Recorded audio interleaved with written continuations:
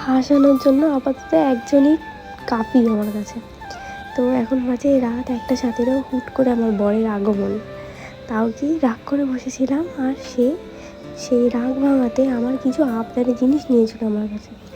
এই যে এই চকলেটটা, যেটা আমি অনেক বিয়ের আগে থেকে দেখে এসেছি, দাম নেয় মানে এটুকু জিনিসের দাম 60 টাকা। তো ভাবতাম কী এমন টেস্টি খাবার আছে, সেটা নিয়ে খুব এক্সাইটেড ছিলাম।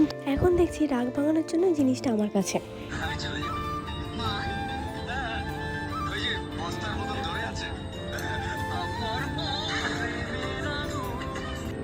এই ভিডিওটা দেখিয়ে আমাকে বলছে, দেখো এটা আমার শাশুড়ি আর ওটা আমি।